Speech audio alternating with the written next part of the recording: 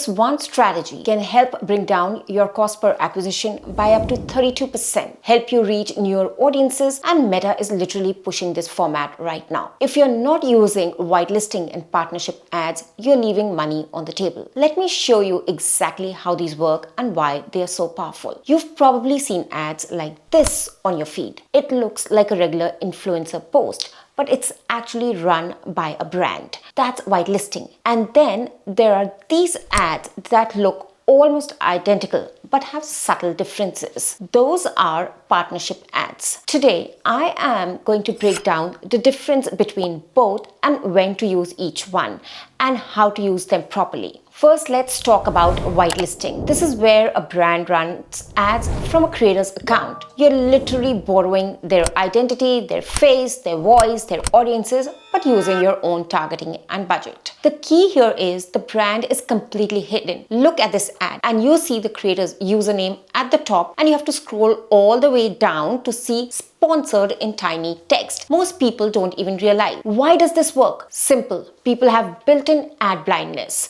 The moment they see a brand logo, they scroll past. But when they see a regular person's account, they stop and watch. And then what are partnership ads? Partnership ads are different. Here, both the brand and the creator are visible in the final ad. You must have seen a lot of ads by Uber where Uber is with XYZ person. The content is boosted from the creator's own post, but the brand gets to control the targeting and budget. Meta launched this feature quite a long time back. And why does Meta want you to use it? Because you get the trust of the creators paired with your professional media strategy. And now why is Meta pushing this format? So first of all, they want adoption of new features. Even though it's a pretty feature, been there for a couple of years, not too many brands are using it. Secondly, higher engagement rates. These ads get better watch time and engagement because they feel less like ads. Third, social proof and trust. People are more likely to engage with content from real people than brands. And this data doesn't lie. We are seeing significantly lower CACs, that's your cost per acquisition, and better reach with these formats. So why do these crush regular ads? First is the higher hook rates. Those first 3 seconds are critical. And when people don't immediately see a brand logo, they are more likely to keep watching. Second is better social proof. It feels like a recommendation from a friend rather than a sales pitch. Third is expanded reach. You're tapping into creators' audience while using your targeting expertise. Now the big question is how to set up partnership ads. So setting them up is actually simple, but like all things Meta does, it makes it complicated.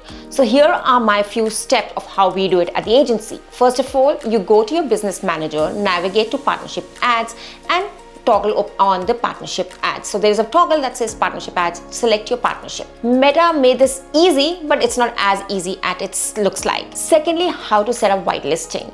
Now, whitelisting is trickier and Meta makes it difficult on purpose to push you towards partnership. You need access to the creator's Facebook page and not just their Instagram account. So go to settings, accounts, pages, and add request share access to their Facebook page. Once approved, you can select their identity when creating ads. What do most agencies like us do? And this is a pro tip. We actually create separate accounts. We create fake personas and made up Instagram accounts that we whitelist from. And this is a strategy that's been used by a lot of top brands as well. Now, when do you not want to use these strategies?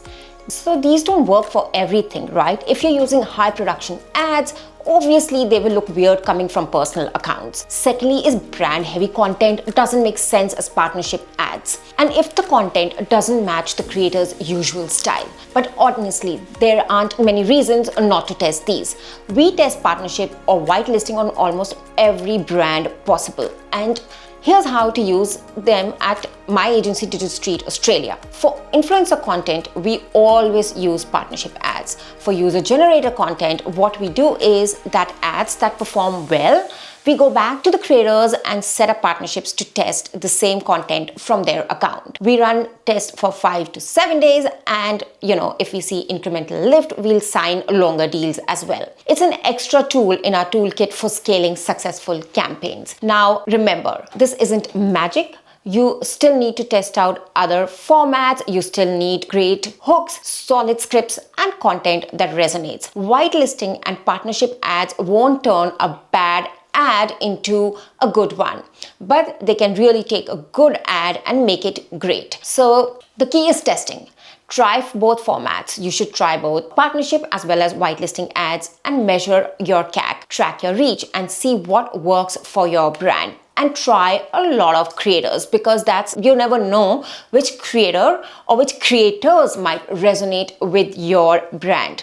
So Meta is pushing these features hard right now, and there's never been a better time to test them. Getting account access from a creator is difficult, and that's why we use tools like Leadsy to get creator access. Also, if you want help implementing these strategies or need support with your ad creative, check out the link below. And if you found this valuable, hit subscribe and follow our YouTube channel. And in this channel, we break down advanced meta strategies, tips on advertising in this age of growing CAC and Andromeda. If you have any questions about whitelisting or partnership ads, drop them in the comments below and we'll get back to you.